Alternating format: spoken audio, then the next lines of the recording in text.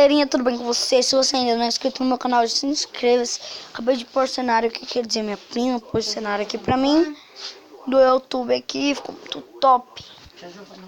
E eu vou mostrar aqui pra vocês como usar esse coisa aqui, ó. Eu vou clicar nele, o primeiro que eu vou estar usando é esse aqui. Pronto, esse aqui funciona o seguinte. Esse aqui, ele começa aqui, ó. Aí você pode aumentar ele aqui, ó, de tanto que você quiser. Tá, aumentei ele aqui no 100. E aumentei esse aqui. Esse aqui tava aqui, eu aumentei. Esse aqui tava aqui, aumentei. Esse aqui tava aqui, aumentei. Esse aqui tava aqui, aumentei.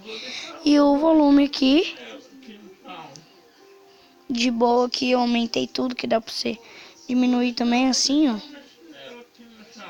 Assim, ó. Eu aumentei. Tá. Aí, segundo tem esse aplicativo aqui.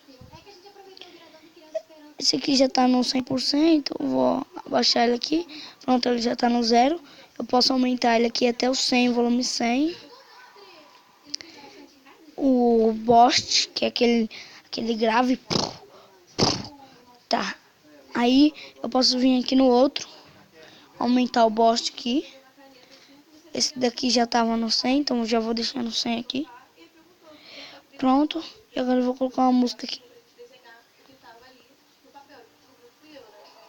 Vai ficar bem alto, galera, um som do seu celular. Serve para sua caixinha de som, Bluetooth. Sabe, galerinha? Serve pra tudo aí. Pronto, eu vou aqui. Ó. Tá bem alto o som, né, galera?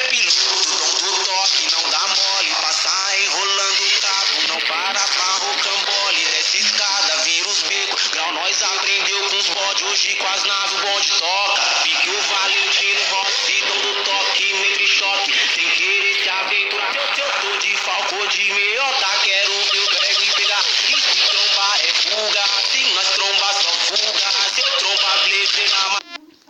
Pronto, galerinha, vocês viram aí que funciona mesmo. O som fica super alto, funciona na sua caixinha de Bluetooth, vai ficar ainda mais alto.